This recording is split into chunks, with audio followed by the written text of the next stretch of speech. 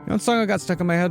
What? Crocodile Rock. Oh, that's a good one. I mean, yeah. Yeah, that's a good one to get stuck in your head. Yeah. Remember when we were young. Yeah. No, I always think of NFL Rocks, which is this VHS I had when I was a kid, and it was basically just big hits and touchdowns, and it was like a 2-hour music video. And they used Crocodile Rock? That was the halftime show. And it was just Crocodile Rock and a bunch of cheerleaders. So Crocodile Rock was like burnt into my head because it was like the first time I saw lots of ladies. It's incredible that Crocodile Rock doesn't make you think of crocodiles, considering how much you love the Gators. I love Gators. You know, crocodiles, you're cool too. Don't think I disrespect you, but I'm a Gator boy first. But, you know, crocodiles do rock. You know, I don't know what to do about it. You know, but I fed a crocodile not too long ago, Maximo. Yeah. Yeah, that fucker ate a rat, dude. We had a couple rats. Crocodiles in zoos, they eat like 3 rats a week. That's it? 17-foot crocodile, that's all they eat.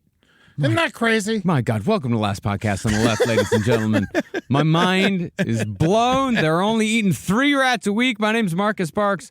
I'm here with the man that has all the croc facts, all the gator facts, Ed Larson. Yes, you gotta watch out for those crocodiles. Gators are bees. Crocodiles are wasps. Wow. White Anglo-Saxon Protestants.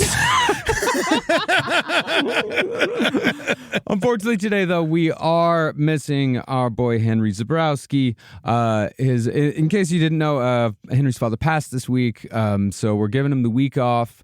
And instead of a new episode, what we're going to be giving you guys this week is 2 update episodes. We released one on Monday. That would be the infield poltergeist, and today we're going to be. I don't think they did it.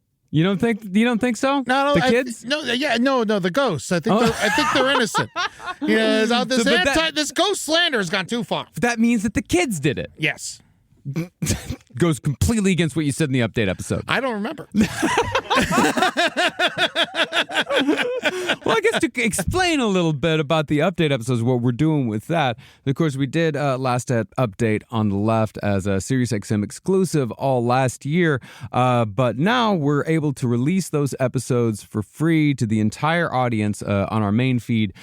So what we're doing is we're basically, when we have a week where we don't have like a last podcast classic, you know, the big, thick, meaty episodes. Your Patty Hearst, your Batavias. Yeah, and the massive one that we've got started. We got a big history series coming up next week that I am so fucking pumped for. We've already started working on it. I've been more excited for anything, to be honest with you. Yeah? Yeah, this is the top banana for me. This one's such a big one. It's got so much history. It's good. It's so fucking thick, you're not going to be able to swallow it. Yeah. Lots of, headshots.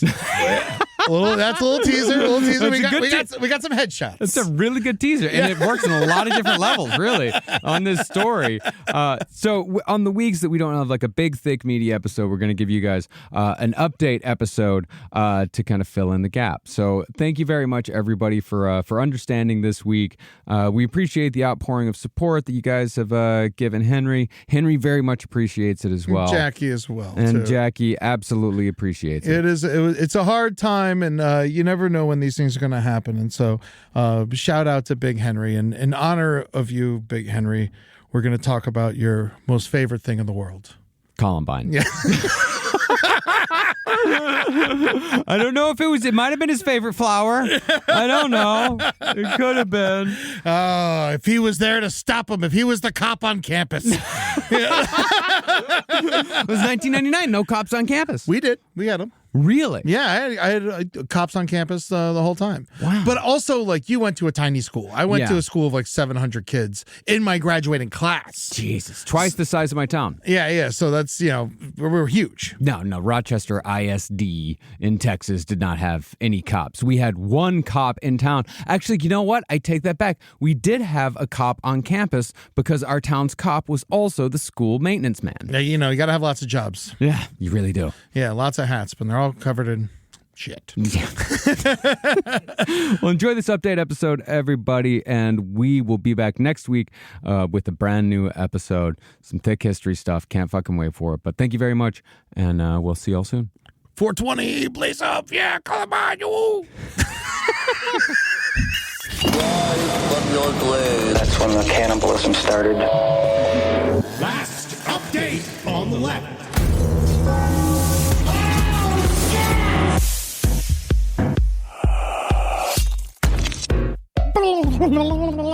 That's how you want to start? I had a whole, we had a fine bit already worked out, and you made us restart so you could turkey gobble. I'm getting ready to talk, right? Because this is going to be a serious one of these, right? Is this serious today? I mean, it's going to be serious-ish, yeah. I mean, it's Columbine. Welcome to Last Update on the Left, ladies and gentlemen. I'm Marcus Parks. I'm not happy about Columbine Henry Zebrowski. I'm Ed Larson, and Columbine is bad. You know what? Thank you. First of all, it's just nice to set the tone up top. Yeah. Baseline Columbine was bad. The massacre. The massacre. The shooting, not the city. The town's fine. I don't know. I've never been to the town. Fine. I mean, I'm Columbine, sure they're scarred, but they're fine. the flower is also fine. You know, the Columbine is the state flower of Colorado. Yes, you taught me this the other day. Mm-hmm. And I was just as fascinated then Yeah. as I am today. Now, I will say this is our update of our Columbine coverage from almost a decade ago. Yeah. Yeah. I think maybe more than a decade ago, getting real damn close. Isn't that crazy? It really is. No, I remember I was recording the Cowmen album that we released in many, many years ago, almost a decade ago. Yeah, and you guys did such a good job that nothing like this ever happened again. What was really important about what we do here as an organization is we stop crime before it begins. Yeah. Mm-hmm. Yes, and that's why, as you've noticed, the incredible decline in mass shootings across this country ever since we put out our episodes. Yep.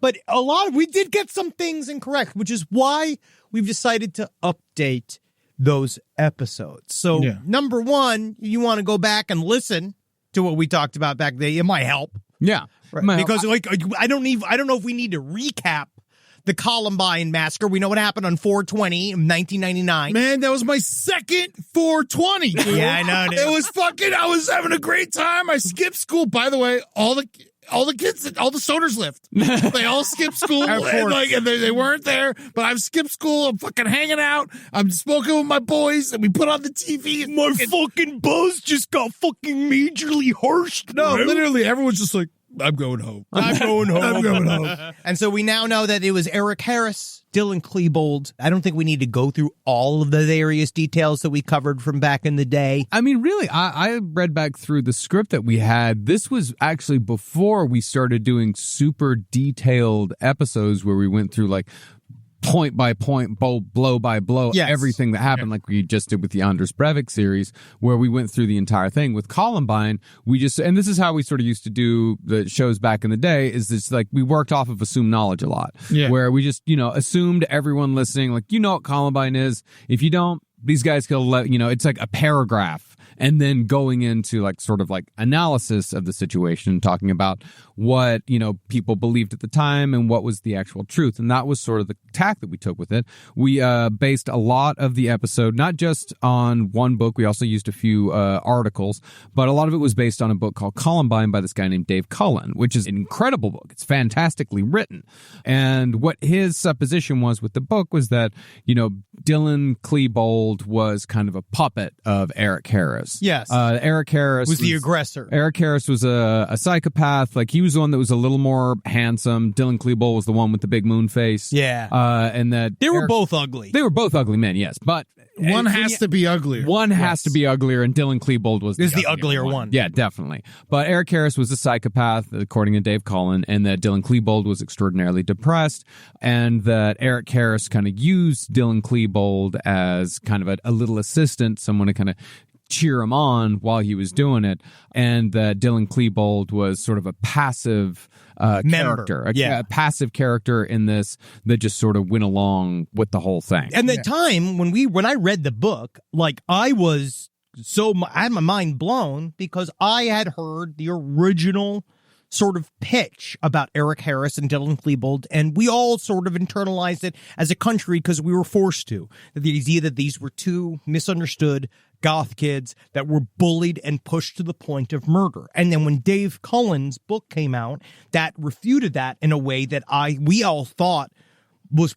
really closer to the truth, which it does prove to still be closer to the truth, which is the idea that Eric Harris and Dylan Klebold were aggressors and were kids that, sure, they were bullied, but they were also bullies into themselves. And that Eric Harris was a little bit more of a ladies' man, which is one of the corrections that we're going to get into because that's not real. But like certain things was like it pushed the spectrum to the other side where it wasn't just a bunch of like nerds that got pushed too far. And then it was a thing about bullying and then also still kind of created an anti-nerd movement across the country, anti-goth movement across the country. Dude, very much so. I was in high school when this happened. I was a junior in high school. I was in student council, actually, when this happened. And I remember them all sitting at the next day when I decided to come back to school and out of my stone stupor. And I remember them all sitting. I must go. The children need my leadership. Honestly, I probably said something very similar. And I remember we had a 2-hour meeting with like cops came in and like they sat down student And this council. is in Boca Raton, Florida? Boca Raton, Florida. And I remember during our meeting, like they made us, we had lunch like in the classroom and like while we're doing, some kid dressed up in a black trench coat stood up in the cafeteria. It was like, trench coat mafia, motherfucker. And then, he later got his ass kicked by all the black kids. But it was unfortunately a stain on the goth community. Of course. And everyone hated the goths for a little while. Well, let's go back and revisit some stuff. Well, I want to revisit a 9th grade Henry Zebrowski. Because and then we'll get to the goths. One of the worst repercussions of Columbine, besides the death and this wave of anti-gothing, is that the play I was in the 9th grade was canceled. One that I was in. It was a play by, which is like also interesting, by the very talented Woody Allen. Called Don't Drink the Water, which is a play that we did at the time. And very appropriate. The play was canceled because there was a gunshot and a bomb in it, and it was coming out that summer, the same summer as when Columbine happened. And a little truth teller by the name of Henry Zebrowski, a little too real for high school, was interviewed asking about the implications of this. Interview by a local news station? Tampa Bay Times. Are you serious? Yes. No, I want to know, like, I see you've got it pulled up in front of you. How are you going to read this in 9th grade Henry Zebrowski voice? Or are you going to read this in such a way as to make you sound better? I'm going to read it exactly as I was delivered. I think it's terrible. That's Jackie. That's my sister. That's you. That's Jackie. I was the president. I got to be president of the drama club. You cannot do that while being inarticulate. You were president freshman year? No, I was already being scouted. No, so he was not president at the time. They already knew. All right. I got so pushed many to the front. lies in this immediately. They got pushed right to the front. So this is like, there's a lot of talk about here. So it was canceled, and then they decided to talk to me. So this is the quote from the reporter Brian Gilmer, who I don't remember, from back in the day. So this is what Henry Zebrowski said. We see basically why they did it. I'm angry still. I poured a lot of work into the play, and some of my grades suffered. It was just important to all of us. Yes, they all watched, and I stood forward, they said. And then Henry Zebrowski then said the administration knew that they might be taking it too far, but they said it might be better to take it too far. And so, not only was I a warrior for was I a warrior for free speech, but also I reached across the aisle in a John McCain way. So even as a 9th grader, I was a maverick. Yeah, and what I'm gonna do is I'm gonna read it how I'd imagine it actually sounded. We basically see why they did it. I'm angry still. I poured a lot of work into the play, and some of my grades suffered. It was just important to all of us. You see, I am the source. So you see, now you really got to see what happens in media. Now, this entire little play act that these two did, because they weren't actually making fun of me. This was a play act to talk about the subjective nature of information and how it's represented by the media, and how and you really have to. You worked really hard on it. You see, again, it's about how. But then when you hear me, right? Imagine an American flag behind me. Norma Ray wasn't wearing a bra, standing on top of the table, going union. again, union. Everybody was like, that's when they were asking me to unionize, and I said no, dictatorship. Yeah. And then I came forward, and they all chose me. Because you also see, there were seniors in that play that could have been talking to the reporter. I just think your drama teacher wanted to go to Nassau that summer. It was like, oh, this seems like a great opportunity to cancel this fucking bullshit. Mrs. Webster is quoted in the article talking about how she fought for us. Yeah. Wow. Mrs. Webster. How was Mrs. Webster? We had a strange relationship. Ugh. I've never heard this before. How strange. We had a strange relationship. She didn't like that you were so outgoing and cursed occasionally. Well, the thing is that much like an aforementioned, let's just say the former president of the United States, I was so popular, I was inevitable. And so the problem was that they could not stop me. They couldn't stop the train Right. from going. You're up the dodging. station. You're dodging the question though. No, I'm just strange. saying. What strange? It's exactly the reason why traditional media doesn't want to let me inside of its halls. Because what they're afraid of is that I will then change everything. Yeah, from the inside but out. that's not answering the question of what kind of strange relationship you had with Mrs. Watson. Sometimes Mrs. Webster. Sometimes the student becomes the master.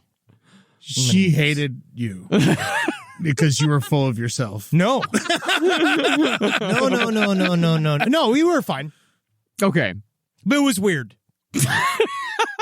It's like not interesting. It's hard to describe what our relationship was like because towards my senior year, because when I was president of the drama club and then became like, it did sort of feel like I was building sort of a little regime around me. Mm-hmm. Yeah. You know, and I think that people were getting angry. I remember, then I took over the talent show, and then, you know, my tastes have not changed all that much. Right. Yeah.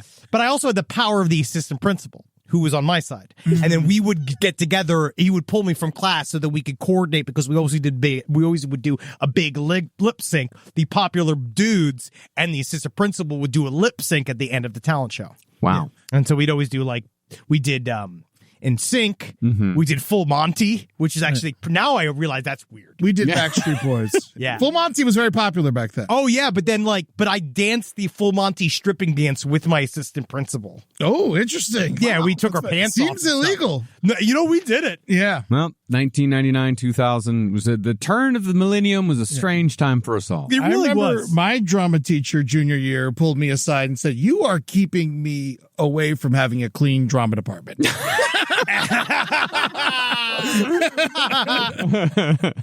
Rise from your grave. So when we covered the Columbine series, like I know with Dave Cullen's book, like some people have a huge problem with it. I don't think it's that big of a deal. They have a huge problem with it because I think they want Dylan Klebold to have much more responsibility than Dave Cullen paints him out to be. Because in the time when we recorded the episode, if I remember correctly, like we sympathized with Dylan Klebold a little bit. You know, Well, like I think I myself said, but for the grace of God, go I. You know, with Dylan Klebold, like being a very depressed kid, being a very depressed high school kid, and, you know, just someone like Eric Harris, if there was like a character like that, you know, scooping up a depressed kid and turning him into a killing machine. And, you know, the refutations, I totally get. I totally get. But the reason why, because people have come out and like said, like Dylan Klebold's mother, and be like, no, my son was a dangerous individual. well, that's the big difference. Yeah. Is that her book, A Mother's Reckoning, came out in 2016. We did our episodes in 2015, so it was before that included dialogue. Yeah. I also partially think the reason why people just get upset across the board because this is an extremely touchy subject. Yes. Yeah. Kids killing kids makes nobody like super happy. No. It's again not a blast. Not a lot to joke about. But I think a lot of people then obviously attach super hyper emotional issues to this. Yeah. And I also think that there are people that want, unfortunately, this is my pushback, they want the nerds being pushed to the edge narrative to be real. They want that to be real. I think a part of the reason why people are mad about the Dave Cullen thing, it's just more that Dave Cullen pushed it all the way to the other side. And it wasn't until A Mother's Reckoning came out that we really saw her deep dive into her son's own journals that showed that Dylan Klebold was a lot more of an active member of the two than it was kind of shown in the beginning. Well, there wasn't a ton of push as far as like the bully narrative goes. Like there is some pushback on that. That's not a huge thing. It's like, not a huge thing. I'm just saying why people have the emotional reaction. You need a reason. Yes. Yeah, exactly. They want a reason. Everybody wants a reason. Because they said, like, Sue talked about Dylan asking, like, his father, like, what to do about younger kids that are picking on him. And during sophomore year, Dylan said something to Tom about, like, hating the jocks. They don't bother me. I'm 6'4", but they sure give Eric hell. Yeah, but Eric was a piece of shit. Yeah, Eric was a fucking asshole. Like, he was an absolute fucking dickhead. I will not take that off the plate. No. He was an asshole dickhead that technically, I'm glad he's dead. I mean, I'm glad they're both fucking dead. But the thing is that they did not receive any more bullying than anybody else that was a standard fringe member of high school society. They received far less bullying than the goth kids, because that was the horrible thing about it, is that they were the ones who bullied the goth kids. I mean, the F word thrown around quite a bit at the goth kids, the actual trench coat mafia, because it all came from, like, it's such a dumb high school thing. One goth kid bought a black duster for a Halloween costume, for a fucking Dracula costume, thought it was super cool, started wearing it to school. The other goth kids started wearing their trench coats too, and they're like, fuck yeah, trench coat mafia, bro. Yeah. The reason why Dylan and Eric wore trench coats so they could hide their guns. Yeah. Like, so they could carry weapons. And also because they thought it looked super cool. They didn't have anything, like, they did at one point, like, I think Eric floated like the idea to one of those kids who were like, man, wouldn't it be like awesome if we just took guns and like shot up the entire fucking school? Yeah. But the kid didn't bite at all. He's like, nah, I'm not going to do that. Yes. Because he floated it around. He was basically trying to see if there was somebody else who would bite to help him, because Eric Harris was a pussy and he didn't want to do it alone. I do think that that's a big thing. He didn't want to do it alone. He wanted his own self-fashioned assistant. Yeah, he did. But he did groom Dylan Klebold for it, but that's the thing. The point that is made that I think it's a great point, and I don't think that we brought it up in the show, is that, you know, he could have told somebody at any time. Dylan could have told someone at any time. Well, back then, this is like the first time this really happened. No one thought anyone would really do anything like this. Well, there had been a lot of... We've had a lot of mass shootings across the history of America. But not like this. Not kids. Not kids shooting other kids in high school. I think there was... Except for the I Hate Mondays girl. But yeah, that was an anomaly, and it was quite a long time before that. It was. And the University of Texas, of course. Yeah, and that was in the 60s. Yeah. But like high school kids killing other high school kids, like that was because leading up to the shooting, like there was a lot of people that had reported Eric Harris to the police. Specifically, this kid, I think his name was Brooks, like... Eric Harris had like directly threatened this kid on his fucking website, which was probably like geocities.com/South Beach/4748. Yeah, dude. You know, like fucking, he was a GeoCity site, definitely, or Angel Fire or some shit like that, the type of websites used to code yourself. Yeah. But the cops, they reported that. He had been reported for making pipe bombs. He'd been reported for a lot of shit, and the cops just sat on it. They didn't. They just didn't do anything. And we saw those kids being kids and kids saying fucked up shit, and they didn't. Like, on one hand, their hands are in that way tied because it's like, now they come down on you like a pile of bricks. But back in the day, it was way more like, you know, like they weren't trying to over-police the kids. They were trying to, like, you know, let kids be kids. Also, no money, which we discover is a pattern with police. They never really want to get involved in a family as much as they can because of how complicated it is and how much, like, everybody has to go to court. Yeah. Now, and no one wants to deal with it. So, well, that's also where the most incidents occurs in domestic situations. Yes, and a lot of times, what do? They're like, you must press charges. We have to separate you. And we have to. So it's either like it either goes to. There's no like 4 out of 10 on domestic violence. It has to either go like 10 out of 10. We're taking one of you out of the situation, taking you to jail, or we're like.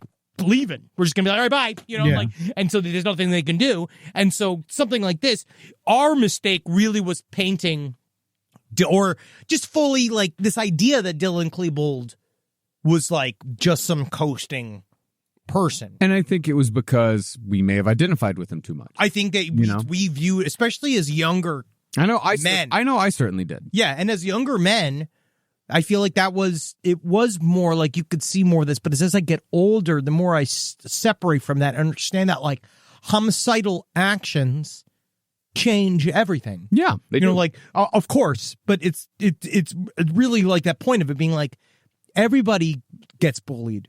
Everybody gets treated like shit. I don't know anybody who wasn't. I know the people that weren't bullied then just got like, to be frank, ugly. They just like grew up into some like, they were like, anybody who was hot in middle school became fucking gross piece of shit later on. Like they all turned into just Facebook blobs later on down the line. And so, but for me, I look at this and I think at the time, I thought that made more sense, and now it does not make sense to me. Now I look at him and be like, he must have had like it takes two. Yeah, it does. And my understanding of things like at 41 is so much larger than I know how much more at 31. Also, I know how much more I don't understand. Yeah, exactly. At fucking 40 versus then.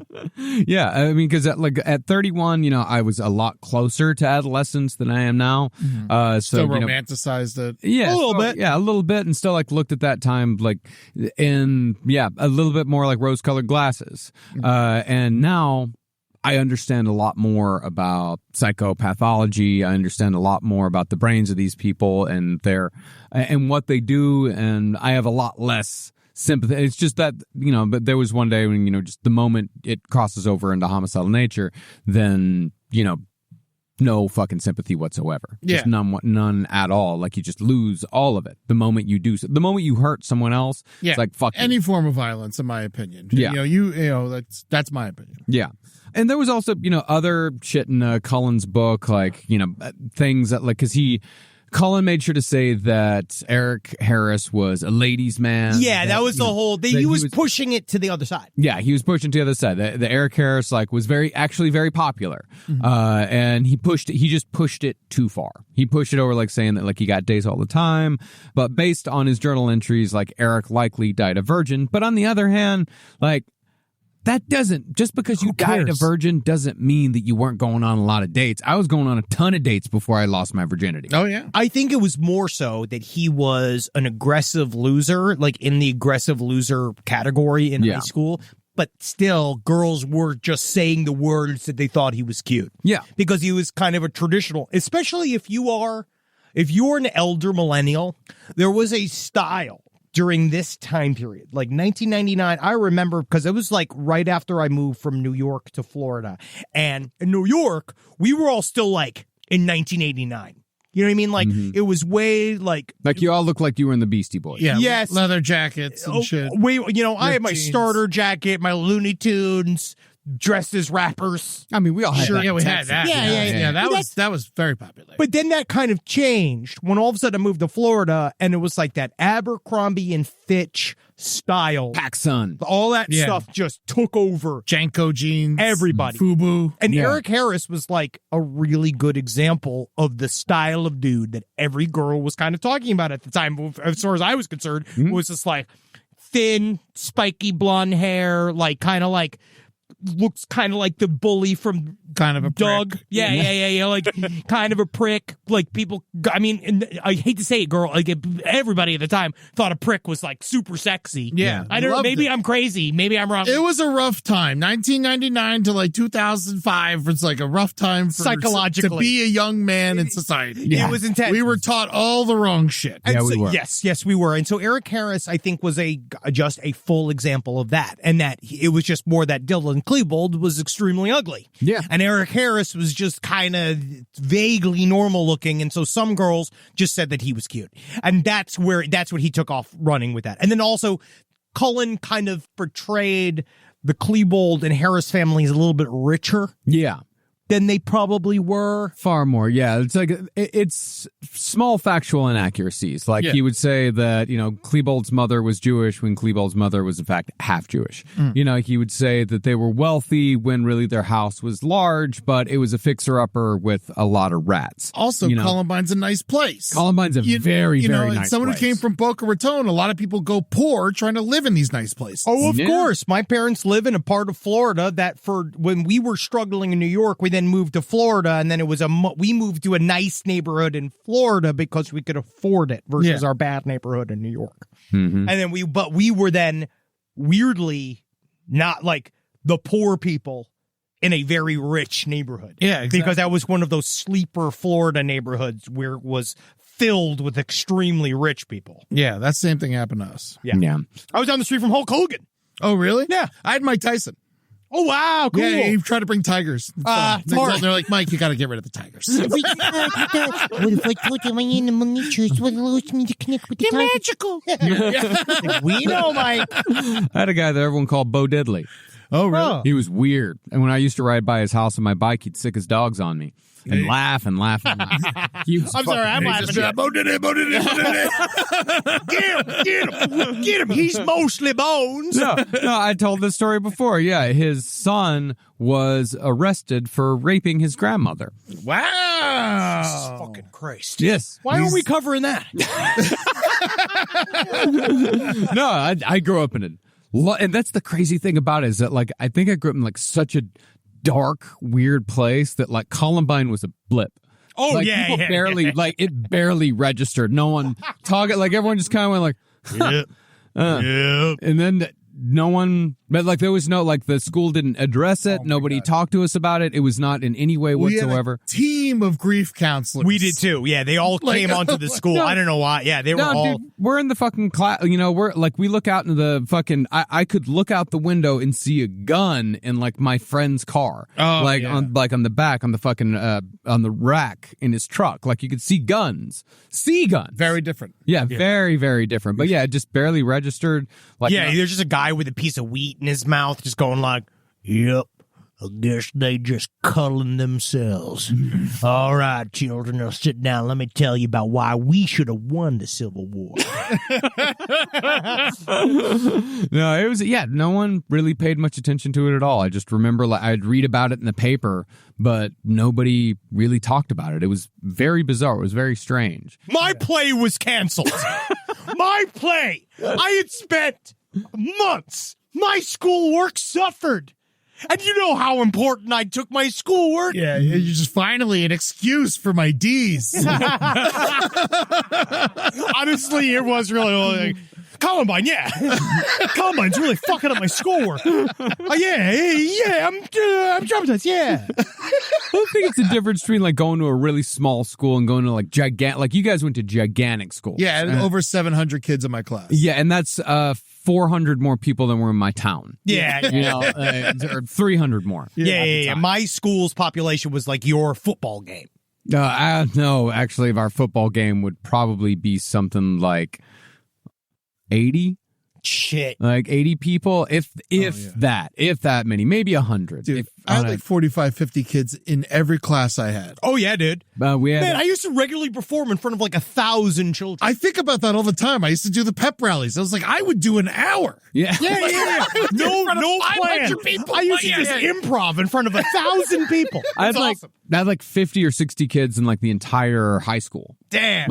In the whole high school. Yeah, it was fucking nuts, man. It was weird, and I guess maybe because everybody knew everybody else, like, and that's the thing. Even I was like the weird kid. Like for the pep rallies, like I don't like every class got to draw their own poster, and I always drew these like crazy violent posters, like just like super fucking violent, and like it would be like all the rest would be like, you know, beat the Bobcats, and mine would be like decapitate the Bobcats, and it would be like a guy like holding a head like above him. See, and all this nowadays blood you'd have dripping to down. you'd get pulled in with like there'd be like a psychiatrist Yeah. there, and there would be like the local congressman. But even then, like I guess because everybody knew everybody so well, like everyone's like, that's just Marcus. Like, Well, that's Marcus just- is creative. He's creative. Like, you know, he likes his things. He likes his, he likes his horror movies. And, I like a horror movie every once in a while. But, that's just Marcus. He's fine. He's all right. You don't gotta worry about Marcus. He's just got his nose in the book all the time. Yeah, and then you see the teacher, same piece of weed, just been like, these kids all get to go to school 17. I'm sitting down to the swamps of Dunang. Actually, I Fuck. did have one teacher that was a Vietnam vet. That dude was fucked up. Oh, of course. Like, Been like, was, oh, you think homework's bad? No. Who've ever stepped in a hole and had a bamboo shoot through your foot? while your buddy's getting his dick bit off by a goddamn river snake. While you're serving for your country, and you come back and no one comes to the parade. Well, he wasn't tough at all. He was shell shocked. Like he had kind of a stutter. Like yeah, okay. Everyone needs to quiet down now. Get real quiet. You're just being a little bit too loud. That's so much worse. Like, That's so much worse than aggressive. It is Ready so to much pop. worse. Yeah, it was so much worse because like I'd just sit there and watch him and just be like, fuck me. Like this guy, like that's Every what once in a war while. does to a man. You just see like his eyes go blank, and you hear like, Wayne flag. Oh, red, white, and blue. as he's like watching No, jungles burn. No, this guy is down, burn out. This is the end. Oh, yeah. I only friend. Saigon. Shit. Like it's him doing the karate in front of the mirror at home. No, he's that guy that was in the scene where they show up in the fucking trench warfare and they're like, who's in charge here? And the guy goes, hey, you! Hey, you! Never get off the boat! Yeah, that was that guy's Vietnam. He did not come back tough at all. Oh, no. Believe me, and the culture wars we're in are going to be no different. The culture wars, what?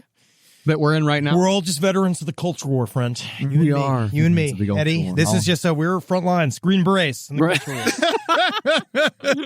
That's my Vietnam. We're in it. So one of the things that has kind of, I guess, gotten bigger since we did our episode, as far as an update on like the cultural significance of Columbine, is that we saw a large increase in Columbine fandom. Oh, yes. This was a big deal. I mean, really, it did. I would say it started around the time that most weird things started on the internet. It's about 2012.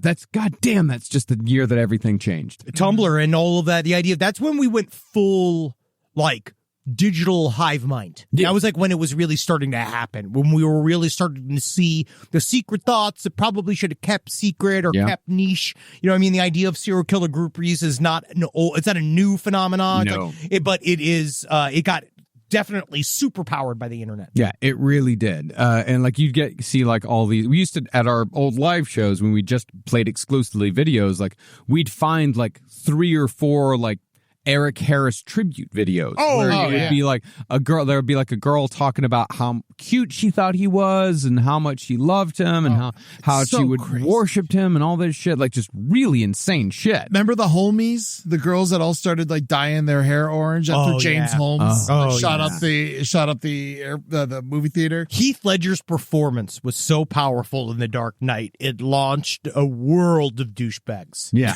It's wild to think just how good of an actor he probably would have to now like apologize for the Joker, which is really sad. He would probably have to go and be like, I'm sorry, I didn't mean to make everybody mad or crazy and talk about chaos and shit. I think he'd have more gravitas than that. I think he'd go out and talk about it openly. I hope so. He fucking did hard work in Joker and was the best comic book movie ever. And I'm not updating that. I don't care what anybody says. People try to tell me that The Dark Knight's not the best comic book movie ever. You will not take that from me. I like dark superheroes. I mean, it's good. It's just the only thing that keeps it from being the best comic book movie ever is Christian Bale's Batman voice in that movie because it's fucking stupid. I threw a bottle cap at him. This man is known as a Joker. We should go and find the Joker. He's too bad. He's I liked it. And I'm still traumatized about this play that was canceled. I am still traumatized even thinking about the assault You should on bring art this that even Woody happened. Allen play back. I think that's the now's key. the time. Now's the Because time. you know what really no one's talking about here is how does Woody Allen come back? Yeah. How does he come back? Because think about how he felt after Columbine. He loves kids. I'm so worried about him. He loved them. But you know, it is crazy how they all ended up being right about Marilyn Manson. Yeah. But his music didn't drive violence. Nope. The man himself is a bad man. Yes, the man himself is a fucking horrible human being. Yeah. Also, Boca Raton. Yeah. You know what it is, too, about Marilyn Manson. He's from Boca? You know, he would be there a lot. One of his family members, and he would spend time with. Yeah. I used to see him at Borders all the time. He used to be there all the time. Yeah, he would just sit there, and I remember my buddy went up to him and just been like, hey, you Marilyn Manson? And he's like full Marilyn Manson. And he's you know, like, full. yeah. No, he was just like, no. And then he's like, you're Marilyn Manson. And he's just like, no, I'm not. You know? Yeah, don't look at me. Giant platform shoes. Yeah. Like, the white contact, the black contact. He's the only guy, but since Lewis Carroll, to get fat on absinthe. He drinks so much absinthe. Rise from your grave. No, of course. Yeah, I mean, that was the shitty thing about Columbine, too, is that before we get back to the group. One of the only shitty things. Yeah, well, it's just how much people blamed, like, video games, violent movies, all the music, all that bullshit. Like, it was stupid. Actually, Eric Harris's favorite band wasn't Marilyn Manson. He loved KMFDM. Who are they again? Industrial. KMFDM's fucking sick. You like KMFDM? Do you think I'd like them? Yes. I like Nine Inch Nails. You would love KMFDM. Do you like Ministry? Yeah. Yeah. I'll give you some KMFDM. Okay, yeah. I want to get in my industrial phase. Oh, you'll love it. Hey. Okay. Hey. I'm sold. That is a good hook. I'm sold. You're sold. You'd love it. You would absolutely fucking love it. So let's get back to these groupies for just a second. I want to talk about one called Sol Pais. Oh. This is very recent. In mid-April 2019, a woman named Sol Pais, who was infatuated with Columbine, traveled from Miami to Denver with a one-way ticket and purchased a pump-action shotgun and ammunition. She purchased the shotgun legally at the Colorado gun broker, according to a post on the company's Facebook page. The gun shop is less than 2 miles away from Columbine High School, and she passed all background checks to legally purchase a firearm in Colorado. Yeah, Colorado's had a lot of crazy shooting. Oh, yeah, but isn't that the place where you just have to do the alphabet backwards? Isn't it one of those, like, how do you get a gun there by basically naming your favorite Sesame Street character, and if it's right, you get it, right? If it's anything but Snuffleupagus, then you get a gun? Yeah, I mean, Snuffleupagus, we were talking about how if Big Bird died in the Challenger, Snuffleupagus would probably have more of a place in pop culture. Because he would be so sad. Because he'd be next. His sad. Oh, I thought you meant that his sadness would catch on. No, it's because he's next in line. He's Fredo. No, Oscar the Grouch is next in line. Snuffleupagus is Fredo. Snuffleupagus isn't real. What are we doing? He's not real. He's on the show. No, if anything, Snuffleupagus I don't even think is in the top 5. You can't kill what doesn't exist. I don't know. I don't know. Cancel culture. I don't know. Ask John Hinckley Jr. Do you see his dates getting killed everywhere? Yeah. Cancel culture. Doing it to him. Mm-hmm. Can you believe? He's doing fine. Yeah, he's. I actually don't think he is. He's out of prison. He shot a president. Like, he's fine. Cancel culture. Claims another victim. Well, Pais had previously made comments about Columbine to friends and family members and had posted her thoughts about the massacre to online forums. According to officials, Pais had made credible but not specific threats before and after traveling from Miami to Denver. She also raised suspicions by purchasing a one-way plane ticket for April 15th, 16th, and 17th. Police in Florida contacted the Miami FBI office, which alerted the Denver office. Pais allegedly had a website in which she scanned handwritten journal entries talking about the massacre, the Columbine massacre. According to a CNN article, she scanned her own handwritten journals. She scanned her own handwritten journals, the whole point of writing it by hand. You know, I kind of like how fucked up this is, because that's a look into her mental space. Yeah, well, it's also a look into how lazy she is. Very much so. Yeah. Because you should just type. That's what I do quite often with writing, is that I handwrite it first and then I type it up. And that helps you edit. Yeah. That's an edit round. Yeah. She never learned home row. No. What's home row? Yeah, the middle of the keyboard. Oh, do you think she was a tap, tap, tap, one finger at a time? That's how I tap. I got fast one fingers. You really type? You type? No, I do, but I don't do full official good typing, but I mostly use these two fingers. Oh, no, I use my wife fingers. Your wife fingers? I don't know. Yeah, it's fingering fingers. Yeah, thank God she doesn't have Sirius. Yeah, she... If you do download the Sirius app and you're hearing this, my beautiful wife, Natalie, I love you. I had a dream last night that your wife left you. For who? Just because you didn't want to be with him anymore. And you were living in this fucking horrible hotel, this really weird hotel. It was like on the beach. Nothing's been the same since that play got canceled. Nothing's been the same. How is this episode so funny? It shouldn't be. Yeah, and me and Carolina had to you were so sad that me and Carolina were bringing you groceries, and we were driving this weird Volkswagen Bug. You And better do this and understand that that's what you're going to be doing. But it was also 1978. That was the fun thing about weird. it. Interesting. Yeah, and you were living on the beach. Because I You were just very say, sad. send it Instacart. Yeah, no. We had to come bring it to you in our Volkswagen Beetle. That's incredible. Yeah, and Which is Ted Bundy's car. yeah, interesting. Same time period. Interesting. How interesting. You love dream the- in the past? Yeah.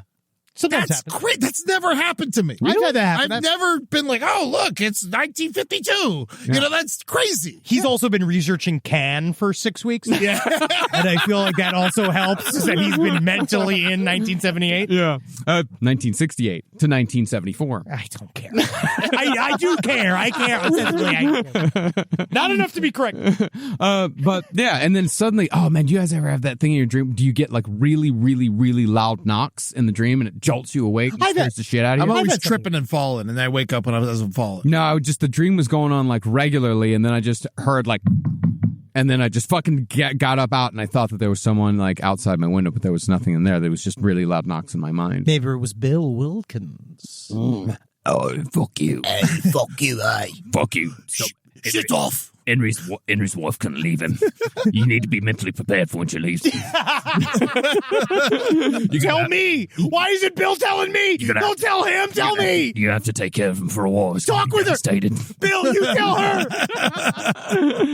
So back to Pais. According to a CNN article, some of the journals are barely legible, sometimes because of the handwriting, other times because of the scanning. There are a number of crude drawings of weapons, from long rifles to handguns and knives. One drawing has a trenchcoat figure holding an apparent weapon. That's why she scanned them, because if you don't scan them, you don't get the illustration. You don't get the illustrations. Yeah. I understand. You don't get. I remember. I read the Kurt Cobain diary book. Yeah. That was horrible. Yeah, no, I don't. God, I would never. I mean, we're going to do a revisit on Kurt Cobain in the future, but I would never. I don't get why they publish the personal journals. Oh, pure just It feels so fucking gross. Did you not like Montage of Heck? I didn't want to watch it because it just felt too gross. I enjoyed yes. You did? it. Yeah, and I don't even care for Nirvana. There was a You better don't care for Nirvana? Too loud. Let's not do this here, Marcus. Wow. Let's just not do this here. We can't. Hey, Not right now. He's allowed to whatever he says. I like the Unplugged album. And see, that's the thing. Ed's a music buddy. I greatly respect Ed's taste. I respect his opinions about music. I'm never going to argue with him and tell him he's wrong. It's just a little surprising. Yeah, no, I like them. I like to watch him live when he's in the dress. Do you like Alice in Chains? They're much better. I like them a lot more than I like Nirvana. That's Interesting. very. Yeah. See, that's an opinion that takes true maturity. Well, Well, I mean, the first 3 albums. After that, it's not very good. Man.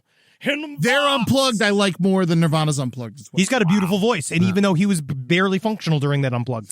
I would say, but what you probably like then is that you would say, I would say that Nirvana's too intense for you. We've really Necessarily finally too hit loud, 1999. Yeah. I think that it's important for you guys to know as listeners, we've just taken you back to what it was like to be there in 1999. Yeah, exactly. I'm more Soundgarden than Mudhoney. Oh, okay. Well, I'm also more Soundgarden than Mudhoney. Good for you. Thank you.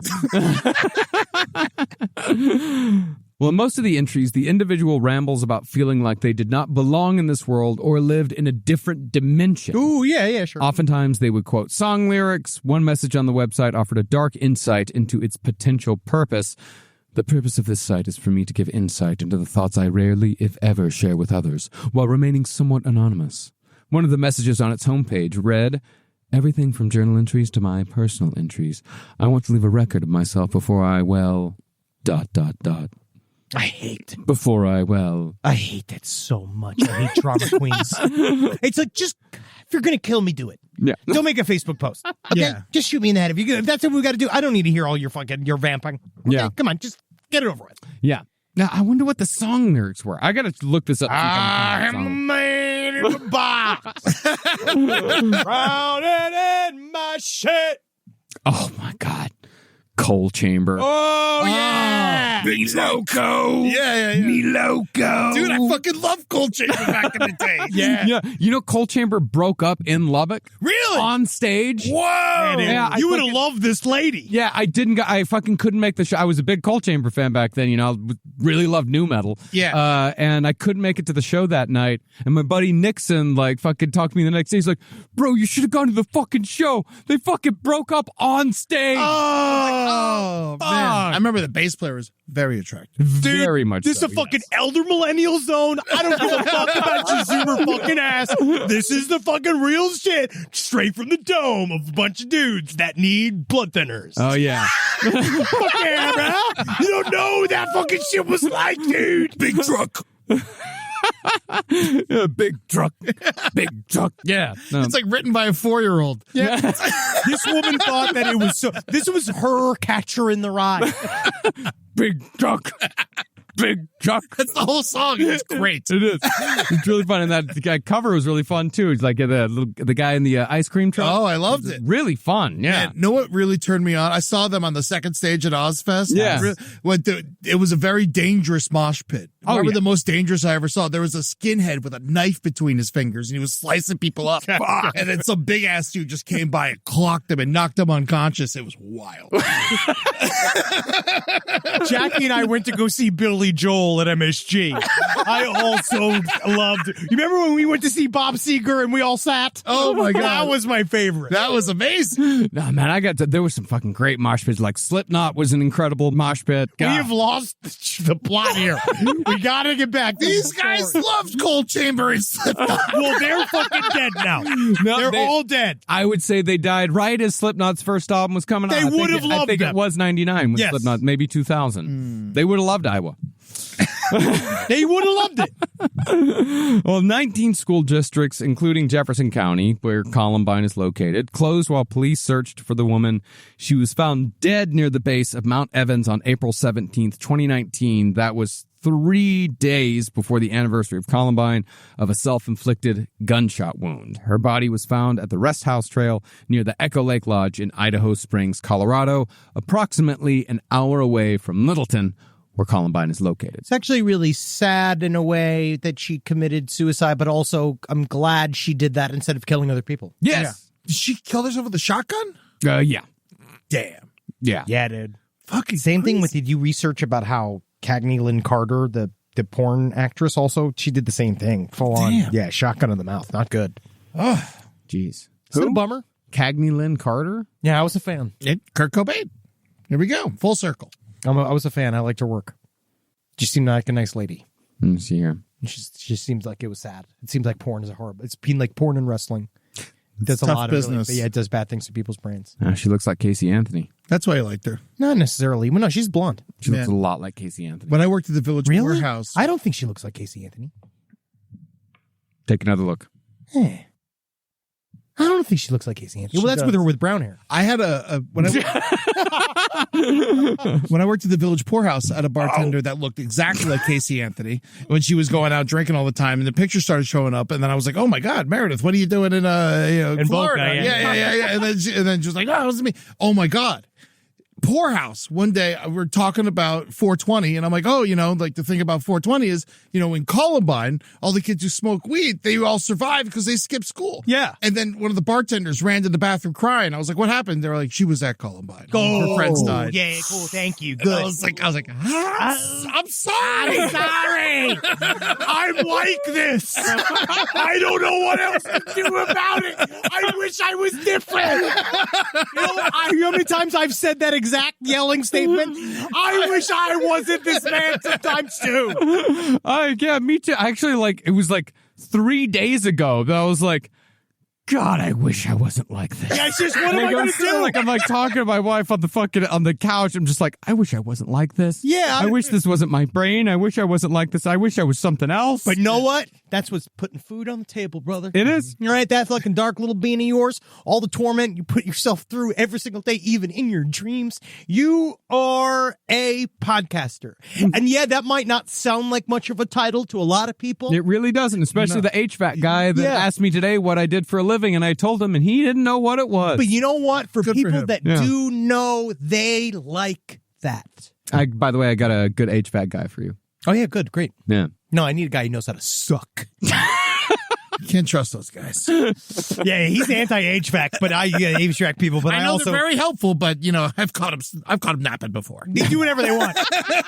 Well, the first one that I got, we'll talk about it after the show. Yeah. I'll tell you all my HVAC adventures and why I like this new guy. This He's really entire good. episode needs to be called like an elder millennials event. You know what I mean? Like us just discussing things. Yeah. Time period. Because what is really the update to Columbine? I made a bad joke and made a bartender upset. Yeah. This It's lady not like was a fan. Yeah. It's not like we look back on Columbine and now we're like, actually, it's pretty funny. You know what I mean? Like, it was bad. But it was more so like understanding that Dave Cullen's book, to wrap it all up, Dave Cullen's book was not the be-all end-all source. No. We used it at the time because we didn't really understand. But more so now that we have other views in, I still don't think it's that much different. It's not. But I do want to acknowledge that, like, yes, like we understand that Dave Cullen's book had a firm perspective, and we just kind of went with the perspective. We're like, nothing is as simple as anybody wants it to be. Everybody wants a simple explanation.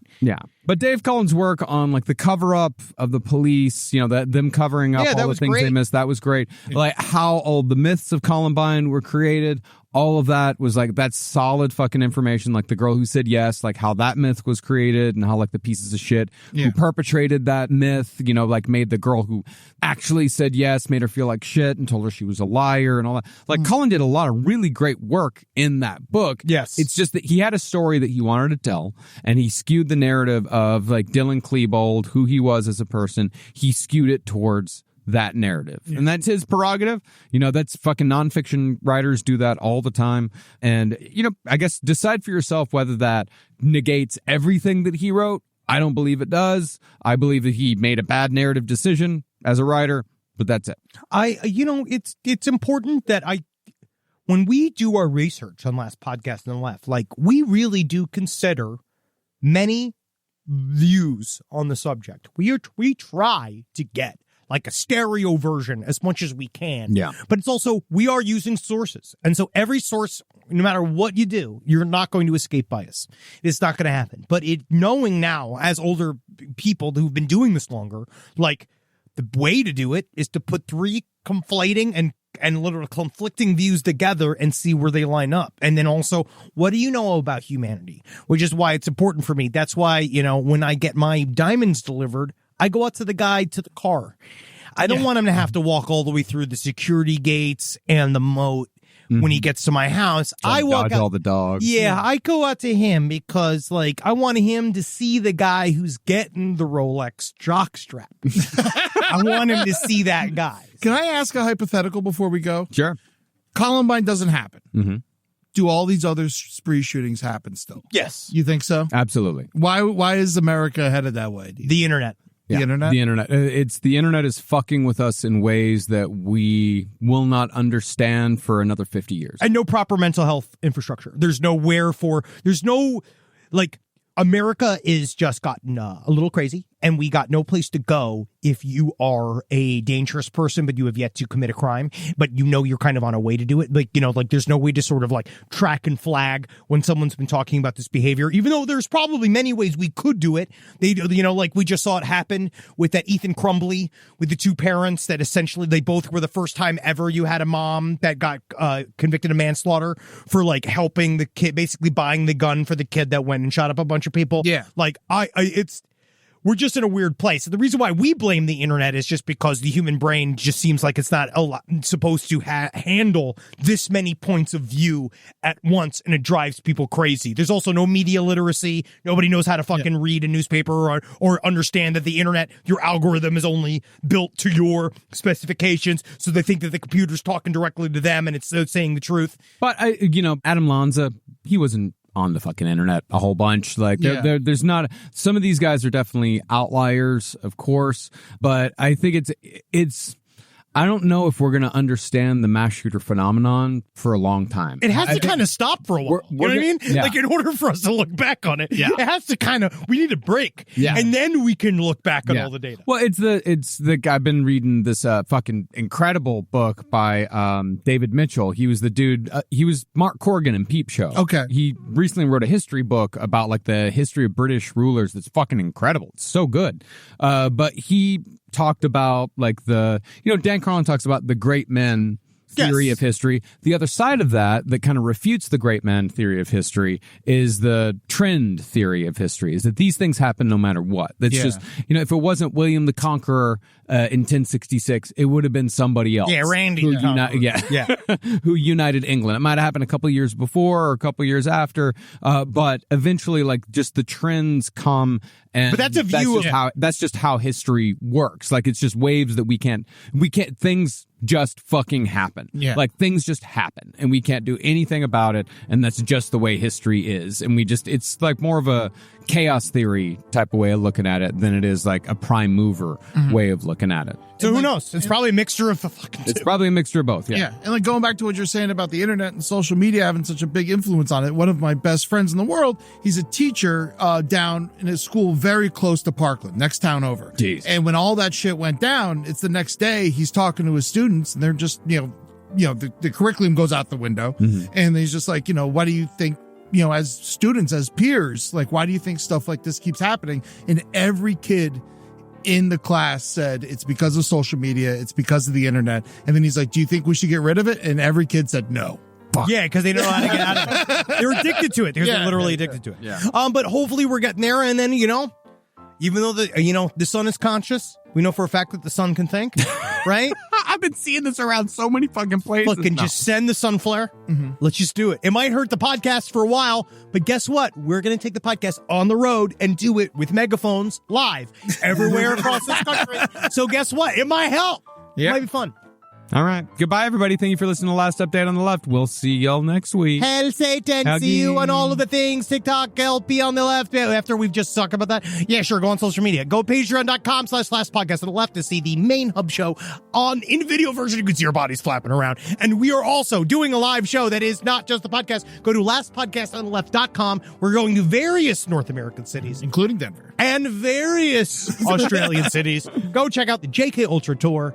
It's going to be good. Yeah. Or it better be at least. Bye, y'all. Bye, yes, I did. Okay, bye. Hail Alice in Chains.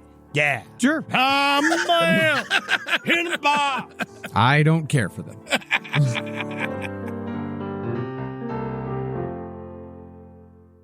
Thank you for enjoying the last update on the left. You can find other shows that you'll enjoy from the Last Podcast Network on lastpodcastontheLeft.com. See you there.